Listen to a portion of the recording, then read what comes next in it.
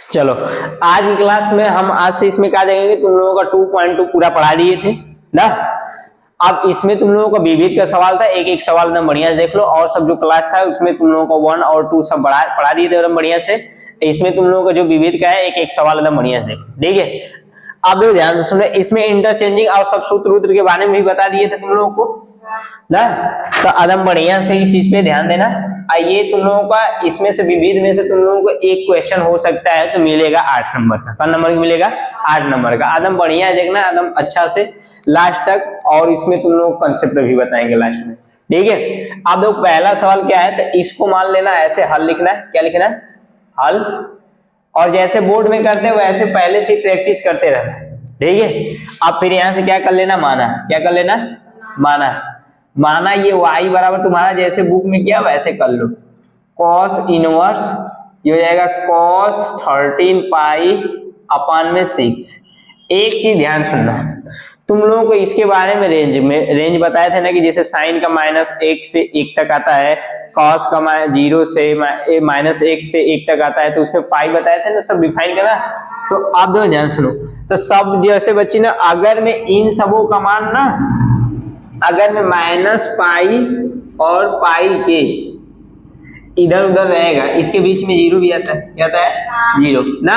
तो इस वाले में तुम लोगों को पूरे चीजें एकदम बढ़िया से रहना चाहिए, इसमें चेंज भी करना आना चाहिए कि किस क्वाड्रेंट में तुम लोग बताए थे किसमें माइनस था प्लस था ना। तो देखो ध्यान से, तो इसमें चेंज करने का मतलब क्या हो जाएगा ना कि देखो इसको डायरेक्ट cos नहीं काट लोगे। क्या करोगे? डायरेक्ट cos नहीं काट लोगे, क्योंकि जैसे सब चीज का रेंज होता है। क्या होता है? रेंज का मतलब कि तुम कहां से कहां तक जा सकते हो, कहां से कहां तक आ सकते हो।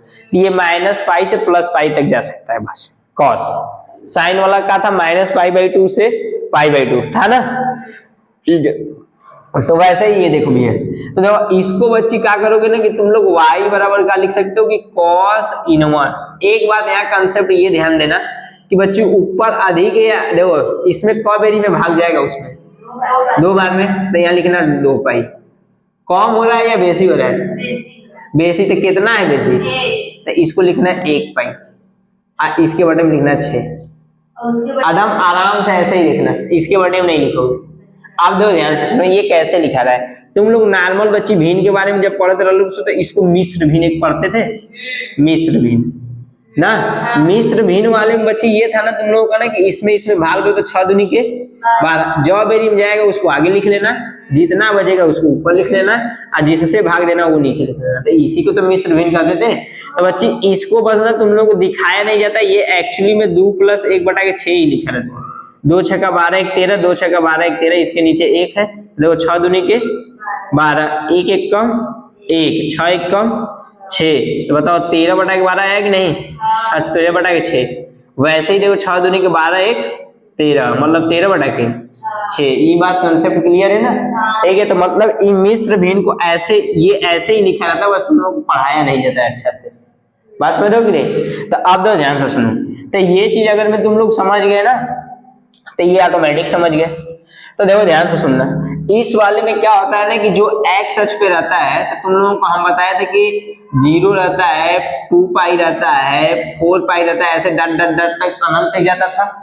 इधर वाले में तुम्हारा 3 पाई था ना, 5 पाई था x अक्ष पे। तो देखो x अक्ष पे जो ये सब चीजें रहेंगी ना, ऐसे डट डट डट, इधर सम संख्याओं का रेंज बनता जा रहा है, इधर विषम संख्याओं का।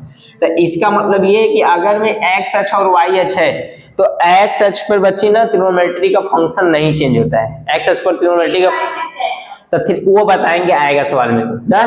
आप लोग ध्यान से सुनो, अगर बताओ इसमें का है तो इसमें चेंज नहीं होगा फंक्शन। अब ये कौन सा क्वाड्रेंट में रहेगा, तो कौन प्लस था कौन माइनस था, ये चीज तुम लोग बता दिए थे। तो बताओ ये कौन सा है, तो देखो 2 पाई है। 2 पाई का मतलब यार कॉस नहीं लिखेगा, दो यहाँ क्या कर लेना, 2 पाई है, ऐसे बड़ा कोष्टक बना लो, ठीक है। अब बताओ ये 2 पाई है ना, तो देखो इस पे चेंज नहीं होगा। अब देखो इसका मतलब क्या होता है कि 2 पाई का मतलब 360 होता है, और 360 मतलब कि 360 + 2 पहले क्वाड्रेंट में। अब पहला क्वाड्रेंट में आल पॉजिटिव था कि नहीं? आल पॉजिटिव। तो बताओ ये बच्ची का हो जाएगा y बराबर cos इनवर्स, ये हो जाएगा cos अब पाई बाई 6 क्या हो जाएगा? आप देखो ये रेंज में आ गया, रेंज में आ गया, तो y का मान बची कितना है? Pi by 6। बात समझ रहे हो या नहीं?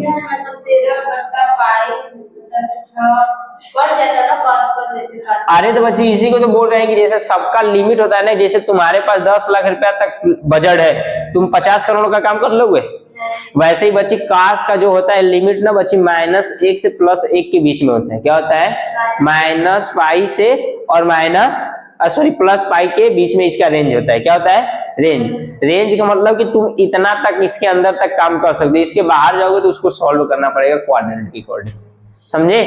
अब देखो ध्यान सुनो, ये हो गया ना, इसको छाप लो तुम लोग।